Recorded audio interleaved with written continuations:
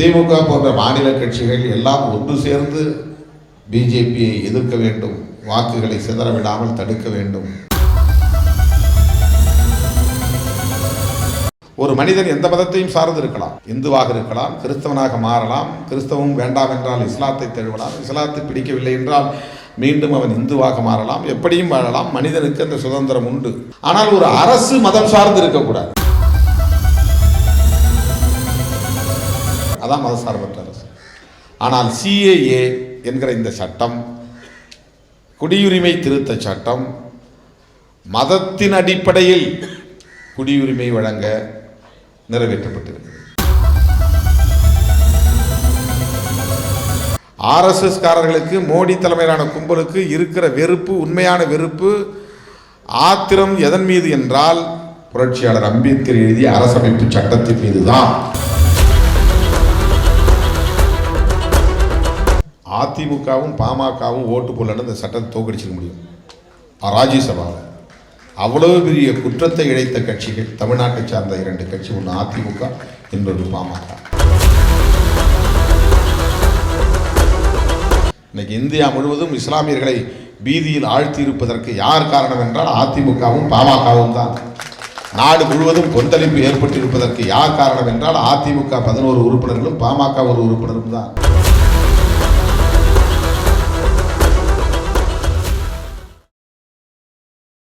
இந்த தகவலை சொல்லுங்கள் என்றெல்லாம் சொல்லவில்லை. என் இறப்பை அண்ணன் பிரபாகரனிடமும் அண்ணன் திருமாவளவனிடமும் தெரிவிங்கள் என்று சொல்லியிருக்கிறார். ஒரே ஒரு பத்திரிகையில் மட்டும் அதை பதிவு செய்தார்கள். மற்ற எந்த ஏட்டிலும் எந்த ஊடகத்திலும் அதை பதிவு செய்யவில்லை. அன்றைக்கு வந்த மாலை மலரில் மட்டும் அது இடம்பெற்றது. வேறு எந்த பத்திரிகையிலும் அது பதிவு செய்யவில்லை. எந்த தொலைக்காட்சியிலும் அதை காட்டவில்லை.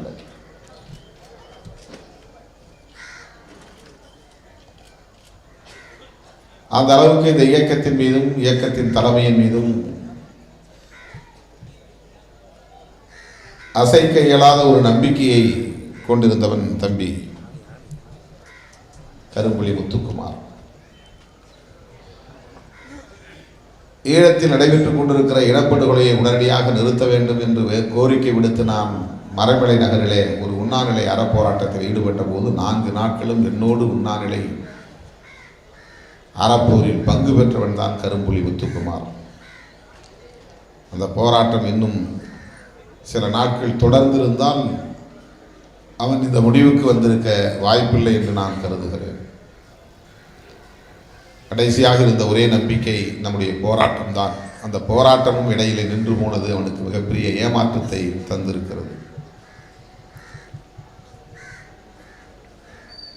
ஈழத் தமிழர்களின் மீது அளப்பரிய பற்று கொண்டிருந்த தம்பி முத்துக்குமாரை இன்றைக்கு நாம் இழந்து நிற்கிறோம்.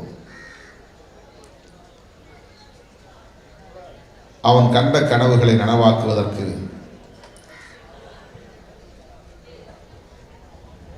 உலகத் தமிழர்களை ஒருங்கிணைக்கவும், சர்வதேச சமூகத்தின் நன்மதிப்பை வென்றெடுக்கவும் அவனை நினைவு கூர்ந்து நான் நடத்துகிற இந்த வீரவணக்க நாளில் உறுதியேற்போம். அதுதான் அவனுக்கு நாம் செலுத்துகிற உண்மையான வீர வணக்கமாக இருக்க முடியும். கரும்புலி முத்துக்குமாருக்கு வீர வணக்கம் செலுத்துகிற நிகழ்வாக இருந்தாலும் கூட இந்த பொதுக்கூட்டத்தை நாம் தேசம் காப்போம் பேரணி விளக்க பொதுக்கூட்டமாகவும் ஒருங்கிணைத்திருக்கிறோம். வருகிற பிப்ரவரி 22ஆம் தேதி திருச்சிராப்பள்ளியிலே இந்த பேரணி நடைபெற உள்ளது. தமிழன் தமிழ்நாடு என்று தமிழ்நாட்டு மக்களின் மொழிக்காகவும் மக்களின் நலன்களுக்காகவும் போராடி கொண்டிருக்கிற விடுதலை சிறுத்தைகள் கட்சி இன்றைக்கு ஒட்டுமொத்த இந்திய தேசத்தையே பாதுகாக்க வேண்டும் என்கிற ஒரு கோரிக்கையை எழுப்புகிறது. சிலருக்கு இது முரண்பாடாக தெரியலாம். களத்தில் நீண்ட காலம் பணியாற்றக்கூடிய தோழர்கள் இதில் உள்ள நுட்பத்தை புரிந்து கொள்வார்கள்.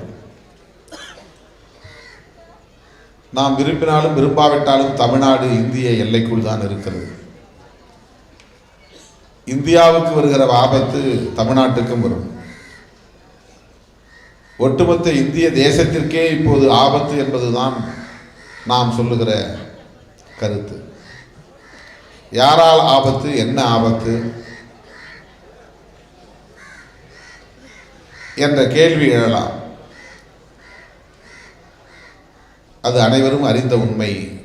பாரதிய ஜனதா தலைமையிலான இந்த மோடி அரசால் இந்த தேசத்திற்கு ஆபத்து.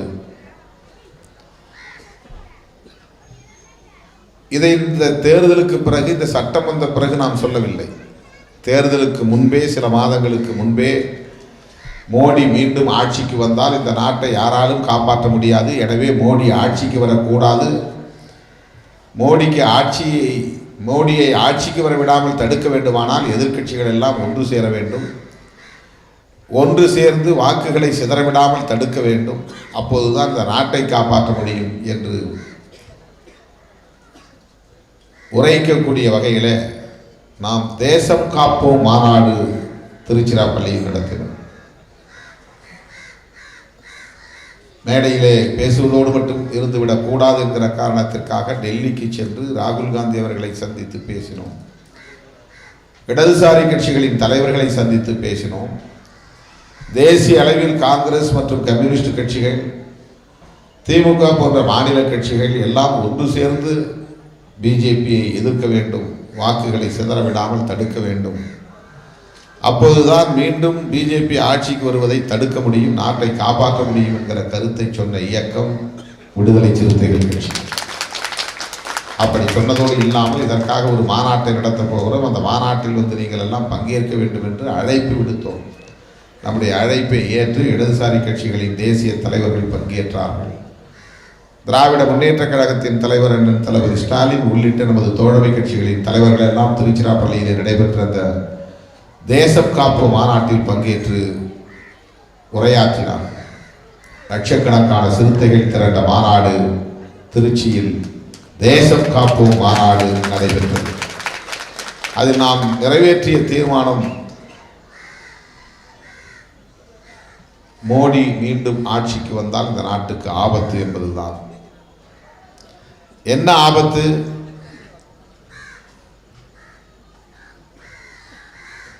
முஸ்லிம்களுக்கு மட்டும் ஆபத்து என்று இப்போது எல்லோரும் பேசிக் கொண்டிருக்கிறார்கள். இந்த குடியுரிமை திருத்த சட்டத்தால் இஸ்லாமியர்கள் பாதிக்கப்படுவார்கள். தேர்தலுக்கு முன்பே விடுதலை சிறுத்தைகள் சொன்னோம், பிஜேபி மீண்டும் ஆட்சிக்கு வந்தால் ஒட்டுமொத்த இந்திய மக்களுக்கே ஆபத்து. அதைத்தான் இப்போதும் சொல்லுகிறோம். முஸ்லிம்களுக்கு மட்டுமல்ல, இஸ்லாமிய பெருங்குடி மக்களுக்கு மட்டுமல்ல, ஒட்டுமொத்த இந்தியாவுக்கே ஆபத்து. மோடி அரசால் பெரும் தீங்கு சூழ்ந்துள்ளது. குடியுரிமை திருத்த சட்டம் அதற்கான ஒரு வழியை உருவாக்கி இருக்கிறது. ஆனால் உண்மையில் இந்த சட்டத்தால் இஸ்லாமியர்கள் மட்டும்தான் பாதிக்கப்படுவார்களா என்றால் இல்லை. இந்த சட்டம் இன்றைக்கு இஸ்லாமியர்களா இஸ்லாமியர் அல்லாதவர்களா என்கிற விவாதத்தை எழுப்பியிருக்கிறது. இஸ்லாமியர்களை தனிமைப்படுத்துவதற்கான முயற்சியில் அவர்கள் ஈடுபட்டு வருகிறார்கள். இந்தியர்களாய் அல்லது இந்திய தேசத்தில் வாழக்கூடிய குடிமக்களாய் இங்கே ஒற்றுமையாக வாழ்ந்து கொண்டிருக்கிற சூழலில் முஸ்லிம்கள் அல்லாதவர்கள் என்று இந்திய சமூகத்தை இரண்டாக பிளக்கிறது மோடி அரசு. ஆகவேதான் தேசத்திற்கு ஆபத்து சூழ்ந்திருக்கிறது என்று நாம் எச்சரிக்கிறோம். ஆகவேதான் அதே பெயரில் மறுபடியும் திருச்சிராப்பள்ளியில் தேசம் காப்போம் என்கிற பெயரிலேயே ஒரு பேரணியை நடத்த நாம் அறிவிப்பு செய்திருக்கிறோம். இந்த பேரணிக்கு நீங்கள் எல்லோரும் வர வேண்டும் என்று அழைப்பு விடுப்பதற்காகத்தான் இந்த கூட்டம். வழக்கமாக சென்னையிலே நடக்கும் பேரணி அல்லது சென்னையிலே நடக்கும் மாநாடு, சென்னைக்கு கன்னியாகுமரியிலிருந்து வருவதென்றால் வெகு தூரம், நீண்ட நேரம் எடுத்துக்கொள்ளும். 10 மணி நேரத்திற்கு மேலாக பயணித்து வர வேண்டும். திருச்சிராப்பள்ளி என்பது அத்தனை முனைகளிலிருந்தும் 5 மணி நேரத்திற்குள்ளாக வந்து சேர்ந்து விட முடியும். சென்னையிலிருந்து திருச்சிக்கு செல்ல 5 மணி நேரம், கன்னியாகுமரியிலிருந்து திருச்சிக்கு வர 5 மணி நேரம், கோவையிலிருந்து வர 4 மணி நேரம், தஞ்சையிலிருந்து வர 4 மணி நேரம். சராசரியாக 5 மணி நேரத்தில் திருச்சிராப்பள்ளிக்கு வந்து சேர்ந்து விட முடியும். அப்படி தமிழகத்தின் ஒரு மையப்பகுதியாக திருச்சிராப்பள்ளி இருப்பதால் அதை தேர்வு செய்திருக்கிறோம்.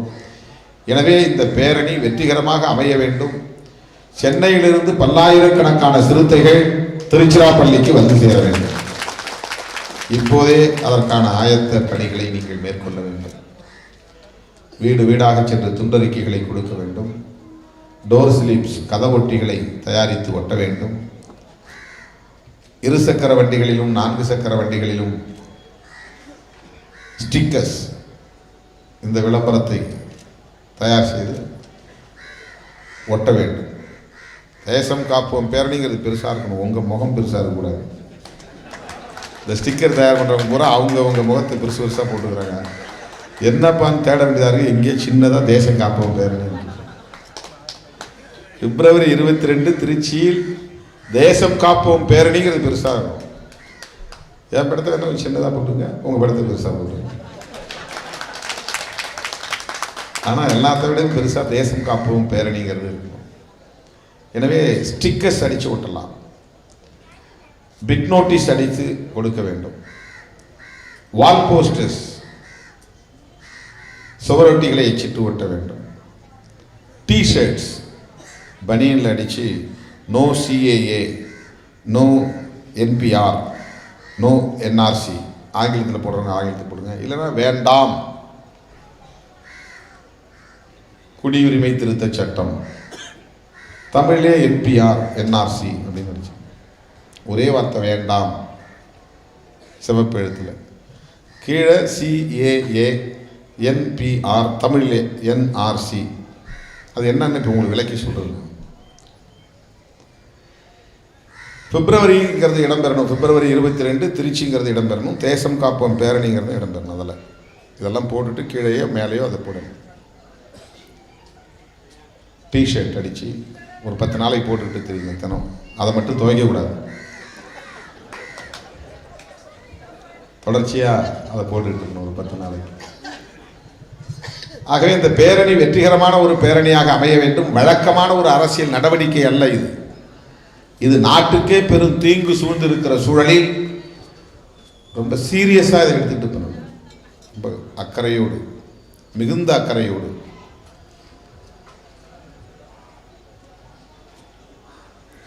நாட்டுக்கு சூழ்ந்திருக்கிற ஆபத்து அவ்வளவு கொடியது. பொதுவாக எல்லோரும் என்ன நினைக்கிறார்கள் என்றால், இந்த சட்டம் வந்ததால் முஸ்லீம்கள் பாதிக்கப்படுவார்கள், இப்படி ஒரு தரப்பு சொல்கிறார்கள்.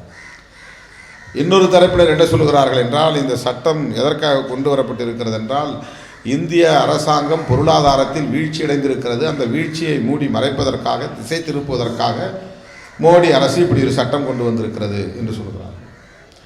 இந்த இரண்டும் உண்மையா இல்லையா என்றால் இரண்டும் உண்மைதான். ஆனாலும் அதைவிட முக்கியமான ஒரு காரணம் இருக்கிறது.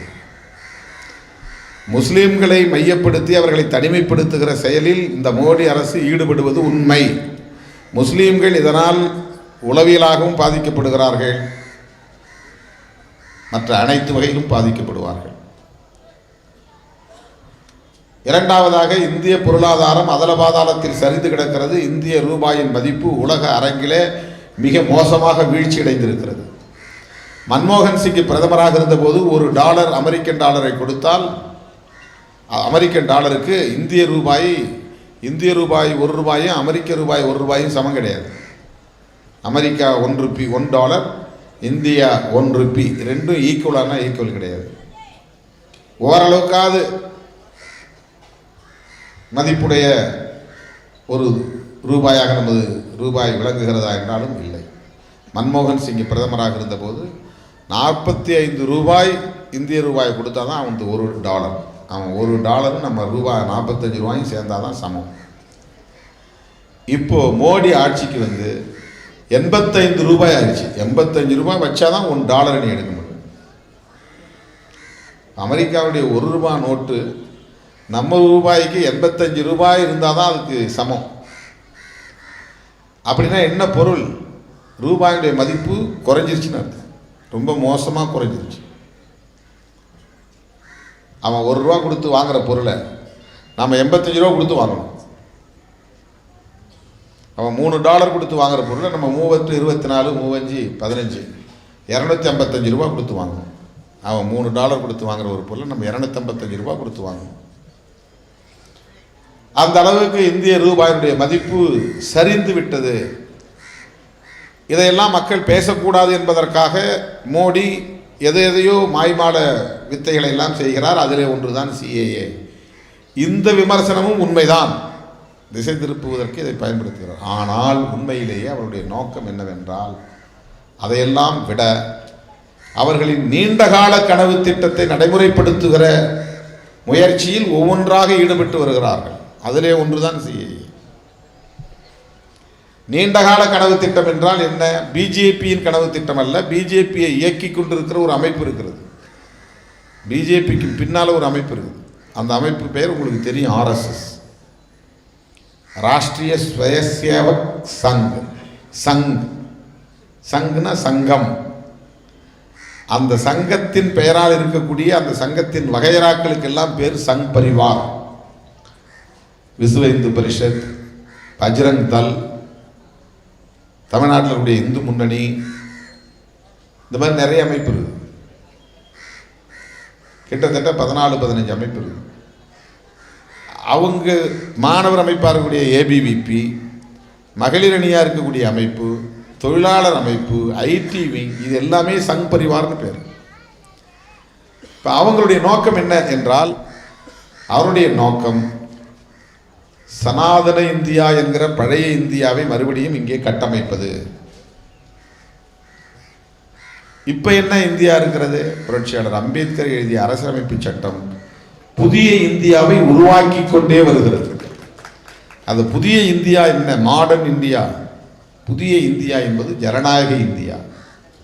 ஜனநாயக இந்தியா என்றால், ஜனநாயக இந்தியாவில் சாதி இருக்காது. ஜனநாயக இந்தியாவில் பிறப்பின் அடிப்படையில் உயர்வு தாழ்வு கூடாது. ஜனநாயக இந்தியாவில் ஆணும் பெண்ணும் சமம். ஜனநாயக இந்தியாவில் 4 வருட தர்மம் கூடாது. ஜனநாயக இந்தியாவில் சமூக நீதி உண்டு. ஜனநாயக இந்தியாவில் தாழ்த்தப்பட்ட பழங்குடியினத்தை சார்ந்தவனும் உயர் நீதிமன்றத்தின் நீதிபதியாக முடியும், பல்கலைக்கழகத்தின் துணைவேந்தராக முடியும், உச்ச நீதிமன்றத்தின் நீதிபதியாக முடியும். ஜனநாயக இந்தியாவில் பெண்கள் இந்த நாட்டின் பிரதமராக முடியும், தமிழ்நாட்டின் அல்லது மாநிலத்தின் முதலமைச்சராக முடியும். இதுதான் ஜனநாயக இந்தியா. சனாதன இந்தியா இது அத்தனையும் மறுத்தது. சனாதன இந்தியாவில் பால்ய விவாகம் இருந்தது. 9 வயசு பையனுக்கும் 7 வயசு பொண்ணுக்கும் கல்யாணம் பண்ணலாம். பெண்ணு பருவத்துக்கு வர்றதுக்கு முன்னாடியே கட்டி கொடுத்துருவாங்க. பருவத்துக்கு முன்னாடியே கட்டி கொடுக்கறது எதுக்குன்னா, பருவத்துக்கு வந்த பிறகு அவள் உத்தமையாக இருப்பாளா என்பது கேள்விக்குறி. ஆகவே புருஷன் கண்ணு முன்னாலேயே அவள் வளர்ந்து ஆளாகி பருவத்துக்கு வந்ததை அவன் பார்க்கணும். அவன் பார்வையில் அவள் பருவத்துக்கு வந்தாள் என்றால்தான் அவள் பத்தினியாய் தனக்கு மனைவியாக வந்திருக்கிறாள் என்று அவன் உறுதிப்படுத்திக் கொள்ள முடியும். இப்படி ஒரு வாழ்க்கை முறை இந்த சமூகத்தில் தான் உண்டு. பால்ய விவாகம், குழந்தை திருமணம், சதி வழக்கம். கணவன் இறந்து போனால் மனைவியை கணவன் எரிக்கிற கட்டையிலே தூக்கி வைத்து உயிரோடு கொளுத்தி விட வேண்டும். ஏன்னா கணவன் இறந்த பிறகு இவள் விதவியாய் வாழ்ந்தால் இவள் பத்தினியாய் வாழ மாட்டாள், வாழ முடியாது, இந்த சமூகம் விடாது. அதனால் புருஷனோட சேர்த்து அவளையும் எரிச்சிட்டா அவள் பத்தினியாக பிறந்தால், பத்தினியாய் வாழ்ந்தால், பத்தினியாய் மறைந்தாள். எனவே அவளுக்கு சதி மாதா கோவில் கட்ட வேண்டும், கோவில் கட்டி அவளை வணங்க வேண்டும். இது சனாதன இந்தியாவில் இருந்தது. பார்ப்பன சமூகத்தை சார்ந்த பெண்ணாக இருந்தாலும், சக்கிலியர் குடியை சார்ந்த பெண்ணாக இருந்தாலும் பெண்ணுக்கு கல்வி இல்லை, அவளுக்கும் தீட்டு உண்டு, அவள் வீட்டுக்கு வெளியே தான் இருக்க வேண்டும். 3 நாட்களுக்கு அவள் வீட்டுக்குள் எந்த பொருளையும் தொடக்கூடாது, கோவில் பக்கம் போகக்கூடாது. இளம் பெண்ணாக இருந்தாலும் விதவையானவுடன் மொட்டை அடிக்க வேண்டும், வெள்ளைப்புடவை உடுத்த வேண்டும், குங்குமம் பூசக்கூடாது, தாலி அணியக்கூடாது. கடைசி வரல 96 வயது வரலும் வாழ்ந்தாலும் கூட அவர் வெள்ளைப்புடவை கட்டிக்கிட்டே தான் வாழ்ந்தது. நல்லது கெட்டது வரக்கூடாது. இதெல்லாம் சனாதன இந்தியாவில் நிலவிய ஒன்று. இவ்வளவையும் ஒரே ஒரு சட்டத்தால் அடித்து தவிடுபடியாக்கக்கூடிய ஒன்றை செய்திருக்கிறார் புரட்சியாளர் அம்பேத்கர். அதுதான் அரசியலமைப்பு சட்டம். அவ்வளவையும் தகர்க்கக்கூடிய வல்லமை பெற்ற ஒரு மகத்தான ஆயுதம் தான் அரசியலமைப்பு சட்டம். அது சொல்லுது, மதசார்பற்ற ஒரு அரசு இந்த அரசு. இந்திய அரசியலமைப்பு சட்டம் சொல்லுது மதம் சார்ந்து ஒரு மனிதன் எந்த மதத்தையும் சார்ந்து இருக்கலாம். இந்துவாக இருக்கலாம், கிறிஸ்தவனாக மாறலாம், கிறிஸ்தவம் வேண்டாம் என்றால் இஸ்லாத்தை தழுவலாம், இஸ்லாத்தை பிடிக்கவில்லை என்றால் மீண்டும் அவன் இந்துவாக மாறலாம், எப்படியும் வாழலாம். மனிதனுக்கு அந்த சுதந்திரம் உண்டு. ஆனால் ஒரு அரசு மதம் சார்ந்து இருக்கக்கூடாது. அதான் மதசார்பற்ற அரசு. ஆனால் CAA என்கிற இந்த சட்டம், குடியுரிமை திருத்த சட்டம், மதத்தின் அடிப்படையில் குடியுரிமை வழங்க நிறைவேற்றப்பட்டிருக்கிறது. எவ்வளவு பெரிய ஒரு சட்ட விரோத செயல்! அரசமைப்பு சட்டத்திற்கு எதிரான ஒரு சட்டம் இது. சட்டவிரோதமாக இயற்றப்பட்ட ஒரு சட்டம் இது. அரசமைப்பு சட்டம் செக்யூலரிசத்தை பேசுகிறது. CAA என்கிற இந்த சட்டம் மதத்தின் அடிப்படையில் தான் குடியுரிமை வழங்குவோம். இந்துக்களுக்கு உண்டு, சீக்கியர்களுக்கு உண்டு, சமணர்களுக்கு உண்டு, பௌத்தர்களுக்கு உண்டு, கிறிஸ்தவர்களுக்கு உண்டு, பார்சிகளுக்கு உண்டு. முஸ்லீம் பற்றி அது பேசவில்லை. அப்படின்னா முஸ்லீம்களுக்கு இல்லை. உலகம் முழுவதும் அகதிகளுக்கு மனிதாபிமானத்தின் அடிப்படையில் தான் குடியுரிமை. உன் நாட்டுக்கு வந்துட்டான், அடைக்கலம் தேடி வந்துட்டான், அவனை நீ உன்னாட்டு குடிமகனாக ஏற்று அவனுக்கு குடியுரிமை வழங்கு. இதை UN சார்ட்டர் சொல்கிறது. ஐநா பேரவையினுடைய அகதிகள் தொடர்பான ஒப்பந்தம் இதைத்தான் சொல்லுகிறது. ஆனால் இந்திய அரசாங்கம் அந்த ஒப்பந்தத்தில் கையெழுத்திடவில்லை. அகதிகளுக்கு என்று ஒரு தனி சட்டம் இல்லை. அதனால் குடியுரிமை சட்டத்தை திருத்துகிறது. அதிலே திருத்தி மதத்தை அளவுகோலாக கொண்டு மதத்தின் அடிப்படையில் குடியுரிமை வழங்குவோம் என்று சொல்லுவது எதற்காக என்றால் வேற எதற்காக இல்லை, முஸ்லிம்களுக்காக கிடையாது. முஸ்லீம் வெறுப்பு என்பது பொலிட்டிக்கல் ஸ்ட்ராட்டஜி, அது அரசியல் உத்தி. ஆனால் இந்த சட்டத்தை எழுதியிருப்பது அவர்களின் நீண்டகால கனவு திட்டம். என்ன நீண்டகால கனவு திட்டம்னா, சனாதன இந்தியாவை தகர்த்து எரிந்து கொண்டிருக்கிற, தவிடுபொடியாக்கி கொண்டிருக்கிற, புதிய ஜனநாயக இந்தியாவை கட்டமைத்து வருகிற இந்த அரசமைப்பு சட்டத்தை தூக்கி எறிய வேண்டும். இதுதான் RSS உடைய நோக்கம். இது எதுவும் கற்பனை கிடையாது. நான் யூகத்தில் பேசுகிறேன்னு நினைக்காது. RSS காரர்களுக்கு, மோடி தலைமையிலான கும்பலுக்கு இருக்கிற வெறுப்பு, உண்மையான வெறுப்பு, ஆத்திரம் எதன் மீது என்றால் புரட்சியாளர் அம்பேத்கர் எழுதிய அரசமைப்பு சட்டத்தின் மீது தான். இந்த சட்டத்தை தூக்கி எறியணும். ஏன்னா இதுதான் திருமாவளவனை பேச வைக்கிறது. இதுதான் முஸ்லிம்களை அணிதிரட்ட அனுமதிக்கிறது. இதுதான் மதசார்பின்மையை பேச வைக்கிறது. இந்த சட்டம் தான் பெண்களை தலைநிமிர வைத்திருக்கிறது. இந்த சட்டம் தான் சமூக நீதியை இங்கே வென்றெடுத்து தந்திருக்கிறது. இன்னைக்கு நம்ம கண்ணால பார்க்கக்கூடிய அத்தனை மாற்றங்களும் இந்த சட்டத்திற்கு முன்பு கிடையாது. அரசமைப்பு சட்டத்திற்கு முன்பு கிடையாது. 70 ஆண்டுகளுக்கு முன்பு கிடையாது. 70-80 ஆண்டுகளுக்கு முன்பு தென் மாவட்டங்களில் பெண்கள் மாராப்பு துணி அணிய முடியாது. மாராப்பு போடாமல் தான், சின்ன பிள்ளையிலேருந்து வயசானவங்க வரல மாராப்பு துணி போடாமல் தான் இருக்கணும். பெண் குழந்தைகளுக்கு மார்பக வரி விதித்தார்கள். 13 வயசில் ஒரு வரி, 16 வயசில் ஒரு வரி, 18 வயசில் ஒரு வரி, அளவுக்கு தகுந்த மாதிரி வரி விதித்தார்கள். ஆண்டை சாதிகள் வீட்டில் பிணம் விழுந்து போனால் இந்த எளிய மக்களின் குடும்பத்தை சார்ந்த பெண்கள் உடலிலே மார்பிலே துணி இல்லாமல் போய் மாரடித்து அழ வேண்டும் அவர்கள் முன்னால். இந்த கொடுமையெல்லாம் இருந்தது. மார்பக வரியை எதிர்த்து ஒரு இளம் பெண் வரி கேட்க போனவனை எதிர்த்து ஆவேசப்பட்டு வீட்டுக்குள்ளே வேகமாக போய் ஒரு அரிவாளை கொண்டு வந்து அவன் முன்னால் தனது இடது மார்பை அறுத்து கையிலே கொடுத்திருக்கிறான். மானங்கெட்டவர்களை, இதற்கெல்லாம் வரி விதிக்கிறீர்களே, இது இருப்பதால் தானே வரி கேட்கிறாய், இதே வைத்துக்கொள் என்று மார்பை அறுத்து அவர்களின் கைகளில் கொடுத்தால் நாஞ்சலி என்கிற ஒரு இளம்பெண். அதன் பிறகுதான் அந்த வரி நிறுத்தப்பட்டது. இந்த கொடுமையெல்லாம் இன்றைக்கு இல்லை, நம்முடைய வாழ்நாளில் இல்லை. அம்பேத்கர் காலத்திலே அவர் கல்யாணம் பண்ணும்போது அவருக்கு 11 வயசு. அம்பேத்கரே குழந்தை திருமணம் செய்து கொண்டவர் தான். அவருடைய முதல் மனைவிக்கு 9 வயசு நினைக்கிறேன். இன்னைக்கு அரசமைப்பு சட்டம் 18-21 தீர்மானிச்சிருக்கு. அரசமைப்பு சட்டம் அந்த மாதிரியான ஒரு சூழலை உருவாக்கி தந்திருக்கிறது. பாலிய விவாகத்தை ஒழித்திருக்கிறது. விதவை மறுமணம் செய்து கொள்ளலாம் என்கிற சுதந்திரத்தை தருகிறது. பெண்களுக்கு சொத்துரிமை உண்டு என்கிற வாய்ப்பை உருவாக்கி தந்திருக்கிறது. அதிகாரம் மறுக்கப்பட்ட விளிம்புநிலை சமூகத்தினை சார்ந்த அத்தனை பேருக்கும் இடஒதுக்கீடு உண்டு என்கிற சமூக நீதியை தந்திருக்கிறது. ஆணும் பெண்ணும் சமம் என்பதை உறுதிப்படுத்தி இருக்கிறது. பெண்களும் அதிகாரத்திற்கு வரலாம் என்கிற நிலையை ஏற்படுத்தி இருக்கிறது. இதுதான் மாடர்ன் இந்தியா. இதுதான் அரசமைப்பு சட்டம் உருவாக்கி கொண்டிருக்கிற இந்தியா. இது அவர்களுக்கு என்ன எரிச்சலை ஏற்படுத்துகிறது என்றால் சோசியல் ஆர்டர் சீர்குலைகிறது. மேல் சாதி மேல் சாதியாக இருக்கணும், கீழ் சாதி கீழ் சாதியாக இருக்கணும், அக்ரஹாரத்தில் பிறந்தவன் உயர்ந்தவன், சேரியிலே பிறந்தவன், குப்பத்திலே பிறந்தவன் தாழ்ந்தவன். இடம்தான் தீர்மானிக்கிறது, மூளை தீர்மானிப்பதல்ல. எவ்வளவு ஆற்றல் இருந்தாலும் இவன் கீழ் சாதி தான், எவ்வளவு முட்டாளாக இருந்தாலும் அவன் மேல் சாதி தான். இந்த சோசியல் ஆர்டர் சீர்குலைகிறது.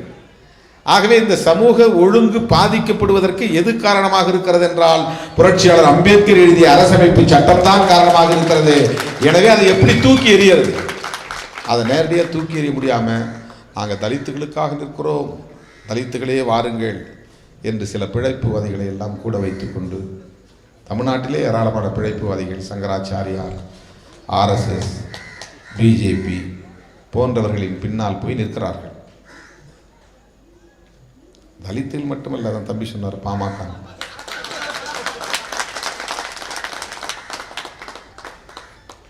அதிமுகவும் பாமகவும் ஓட்டு போடலன்னு இந்த சட்டத்தை தோக்கடிச்சிக்க முடியும் ராஜ்யசபாவில். அவ்வளவு பெரிய குற்றத்தை இழைத்த கட்சிகள் தமிழ்நாட்டை சார்ந்த 2 கட்சி, ஒன்று அதிமுக, இன்னொரு பாமக. இந்த 12 பேர் நாங்கள் ஓட்டு போட மாட்டோம் வெளியே வந்திருந்தாங்கன்னா இந்த சட்டம் பாஸ் ஆகிருக்காது. லோக்சபாவில் மட்டும்தான் பாஸ் ஆகிருக்கும். இன்னைக்கு இந்தியா முழுவதும் இஸ்லாமியர்களை பீதியில் ஆழ்த்தி இருப்பதற்கு யார் காரணம் என்றால் அதிமுகவும் பாமகவும் தான். நாடு முழுவதும் கொந்தளிப்பு ஏற்பட்டிருப்பதற்கு யார் காரணம் என்றால் அதிமுக 11 உறுப்பினர்களும் பாமக 1 உறுப்பினரும் தான். எவ்வளவு பெரிய ஒரு வரலாற்று பிழையை செய்திருக்கிறார்கள். விடுதலை சிறுத்தைகள் அதை கண்டித்து பேசியது மட்டுமில்லாமல் வெளியே வந்ததும் முதலில் போராட்டத்தை அறிவித்த இயக்கம் விடுதலை சிறுத்தைகள் கட்சி.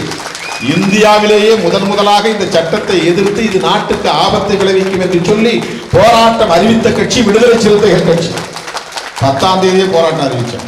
14ஆம் தேதி போராட்டம் என்று கொட்டும் மழையில் மாவட்ட ஆட்சியர் அலுவலகத்தின் எதிரில் 2000க்கும் மேற்பட்ட சிறுத்தைகள் கூடி திரும்ப பெறு CAA-வை திரும்ப பெறு என்று உரத்து முழங்கிய இயக்கம் விடுதலை சிறுத்தைகள் கட்சி.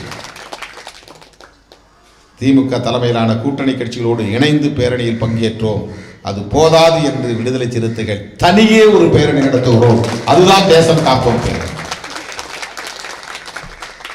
அரசமைப்பு சட்டத்தை பாதுகாப்பதுதான் தேசத்தை பாதுகாப்பது.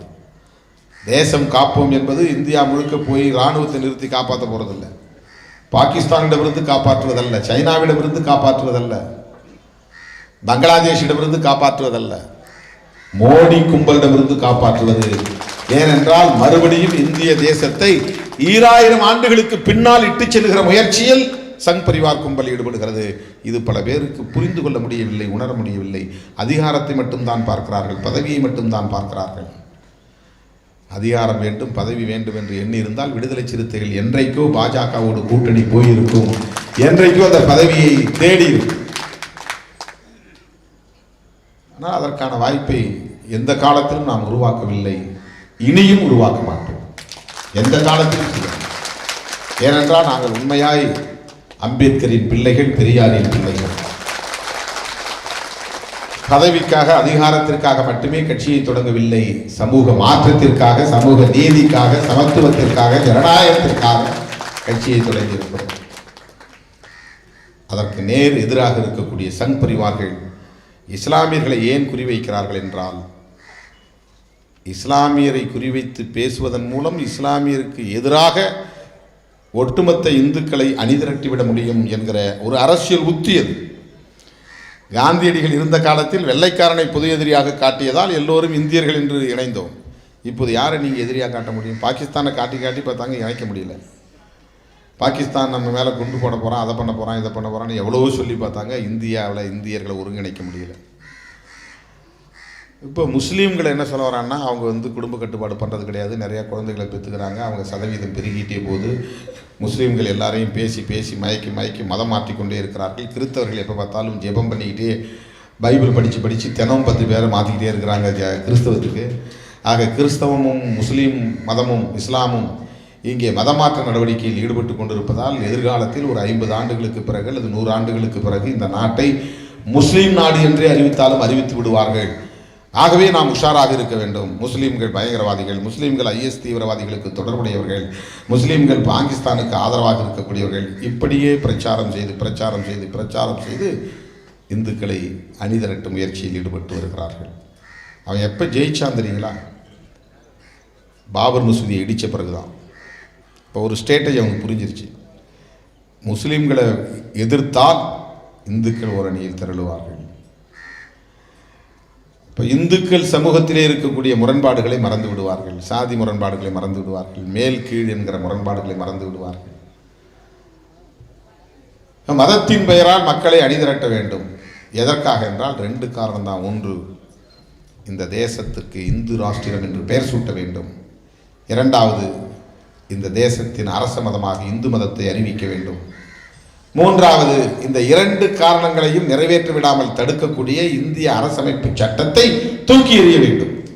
இந்திய அரசமைப்பு சட்டத்தில் கை வைக்கணும்னா அதுக்கு நெஞ்சில மஞ்சாசோறு இருக்கலாம். அது இன்னும் இல்லை மோடிக்கோ அமித்ஷாவுக்கோ. அது அவ்வளோ எளிதாக கை வைக்க முடியாது. தலித்துகள் மேலே அவ்வளோ எளிதாக கை வைக்க முடியாது. அவன் சிறுபான்மை சமூகத்து மேலே கை வச்சு என்ன வேணாலும் பண்ண முடியும். நாளைக்கே அவன் தலித்துகளுக்கு இடஒதுக்கீடு இல்லைன்னு சொல்லி பார்ப்போம். வாங்க.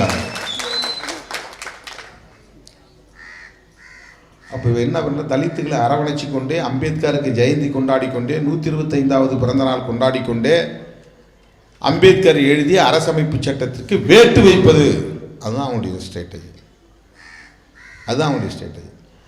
அப்போ எப்போ அதை செய்ய முடியும்னா, காங்கிரஸ் இனிமே ஆட்சிக்கே வராதுங்கிற நிலைக்கு வரும்போது தான் செய்ய முடியும். காங்கிரஸ் மறுபடியும் ரிவைவல் ஆகாது, மீண்டும் எழுச்சி பெறாது அப்படிங்கிற ஒரு சூழல் வரும்போது அவன் எதையும் செய்வான். அதுக்கு ஒரே வழி, இந்த மாதிரி ஒரு சட்டத்தை கொண்டு வந்தால் காங்கிரஸ், கம்யூனிஸ்ட்டு, மற்ற மாநில கட்சிகள்லாம் ஒரு செக் வைக்கிறான். இவன் இப்போ நான் பேசுகிற மாதிரி இந்து ராஷ்டிரம் அமைப்பதற்காகத்தான் காங்கிரஸ் இதை செய்கிறது, பிஜேபி இதை செய்கிறதுன்னு எல்லா கட்சியிலையும் பேச முடியாது. அப்படி பேசிட்டா இந்துக்களுக்கு எதிரி இவன் அப்படின்னு காங்கிரஸை காட்டிவிட்டோம். பாருறா, இந்து ராஷ்டிரம் பேர் வைக்கக்கூடாதான் காங்கிரஸ்காரன் சொல்கிறான். அப்போ காங்கிரஸுக்கு இது செக்மேட், கம்யூனிஸ்டுகளுக்கு செக்மேட். ஒரு நெருக்கடியை கொடுத்துட்றான். ராஜாவுக்கே செக் வைக்கிற மாதிரி அந்த பக்கம் இந்த பக்கம் அசைய முடியாது.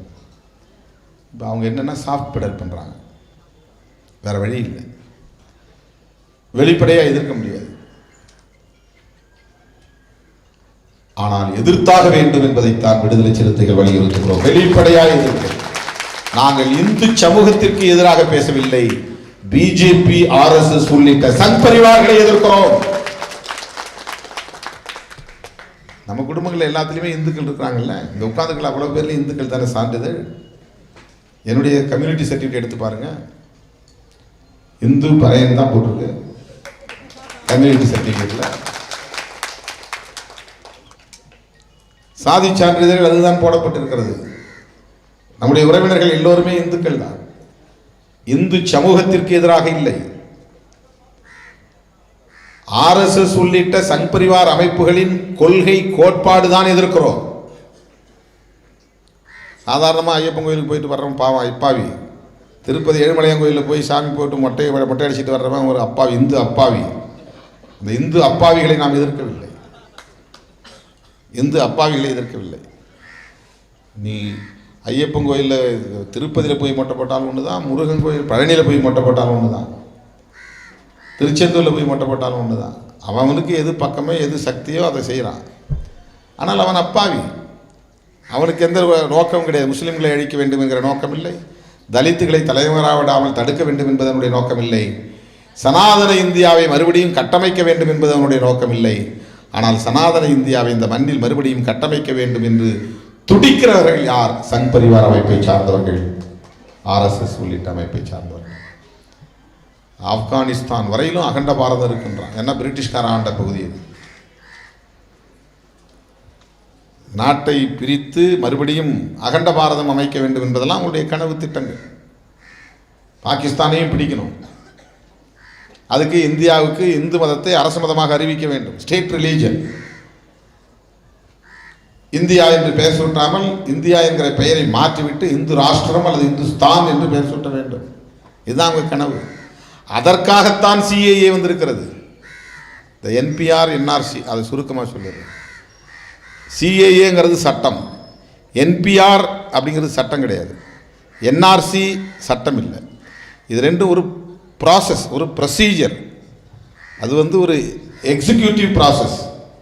அது மக்கள் தொகை கணக்கெடுப்பு நடத்துகிற மாதிரி ஒரு பதிவேடு, அது ஒரு ரிஜிஸ்டர்.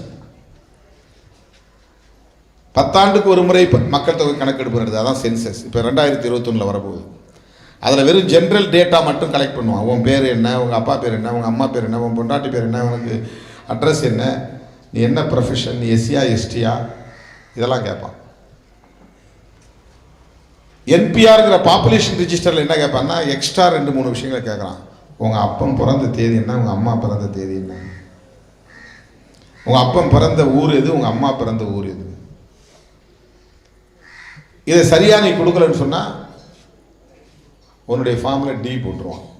நீ எழுதுகிற ஃபார்மில் டின்னா டவுட்ஃபுல், டவுட்ஃபுல்னா டவுட்ஃபுல் சிட்டிசன், இவன் குடிமகனாக இருப்பதற்கு சந்தேகத்திற்குரியவன், எனக்கு குடியுரிமை வழங்குவது சந்தேகத்திற்குரியது.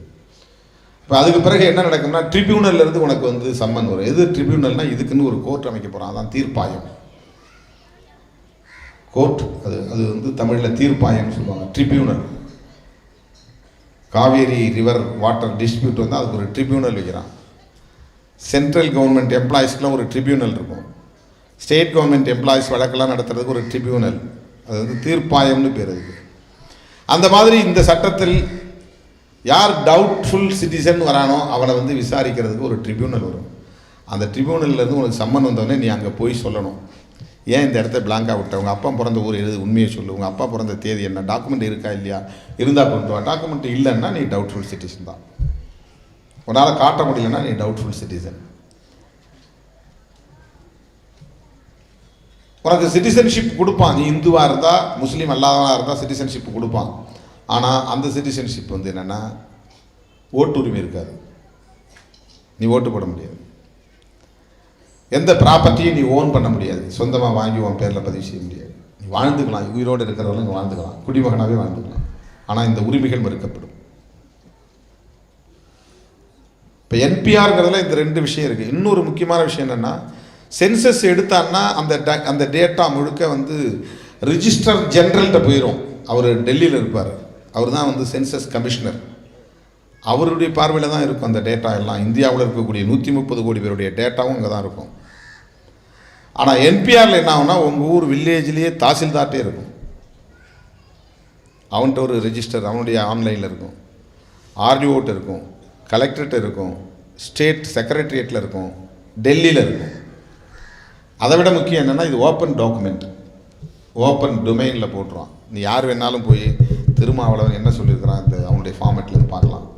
பார்த்தா இவங்க அப்பா அங்கனூர்னு போட்டிருக்கான், இது தப்பு, இவங்க அப்பா பாகிஸ்தான்லேருந்து வந்தவன் அப்படின்னு டவுட்டை கிரியேட் பண்ணிட்டான்னா டவுட்டு தான்.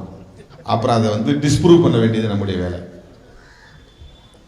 எவனாவது ஒருத்தன் டவுட்டை கிரியேட் பண்ணி விட்டான்னா அந்த டவுட்டை அவன் டவுட்டாகவே வச்சுக்குவான், அவ்வளோதான்.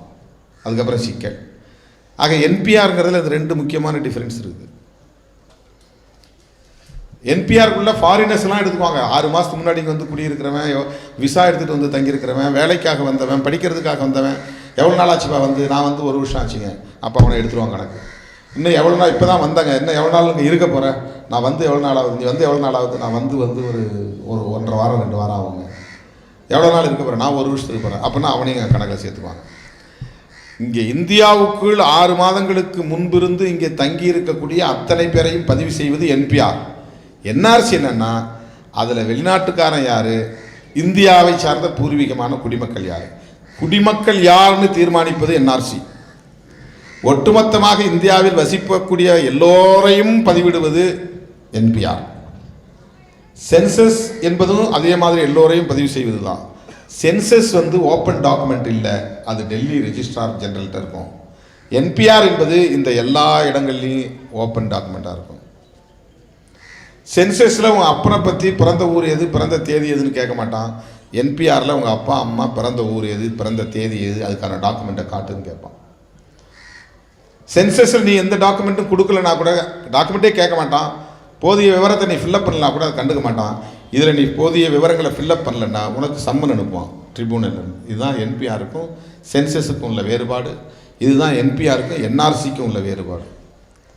இவை அனைத்தும் எதிர்காலத்தில் இந்திய மக்களிடையே இருக்கக்கூடிய சமூக நல்லிணக்கத்தை பாதிக்க செய்யும். முஸ்லீம்களை தனிமைப்படுத்தக்கூடிய வேலையை தீவிரப்படுத்தும். முஸ்லீம்களா முஸ்லீம் அல்லாதவர்களா என்கிற ஒரு விவாதத்தை கூர்மைப்படுத்தும். பிறகு இந்த சமூகம் இரண்டாக பிளக்கப்படும். அப்படின்னா என்ன அடிப்படையில் இந்திய அரசியலமைப்பு சட்டம் பயனற்றது என்று வரும். ஏன்னா அது அதனுடைய ஆன்மாவிலே கை வச்சுட்டான், அதனுடைய அடிப்படையை தகர்க்கிறான்.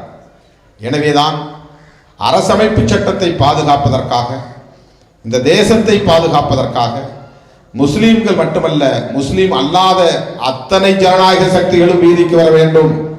இதுதான் விடுதலை சிறுத்தைகள் விடுக்கிற வேண்டுகோள், அறைகூவல். அதற்கான ஒரு களம் தான் திருச்சிராப்பள்ளியிலே பிப்ரவரி 22ஆம் தேதி நாம் அமைக்கிற களம். விடுதலை சிறுத்தைகள் நடத்திய மாநாடுகளில், நடத்திய பேரணிகளில் முற்றிலும் மாறுபட்ட ஒரு மாநாடு அல்லது பேரணி திருச்சிராப்பள்ளியில் பிப்ரவரி 22ஆம் தேதி நடைபெற உள்ளது. தோழர்களே, வடசென்னையில் இருந்து 10,000க்கும் மேற்பட்ட சிறுத்தைகள் வந்து சேர வேண்டும். திருச்சிராப்பள்ளியில் சந்திப்போம், தேசம் காப்போம், ஜனநாயகம் காப்போம் என்று சொல்லி தம்பி முத்துக்குமாருக்கு வீர வணக்கம் செலுத்தி நிறைவு செய்கிறேன். நன்றி, வணக்கம்.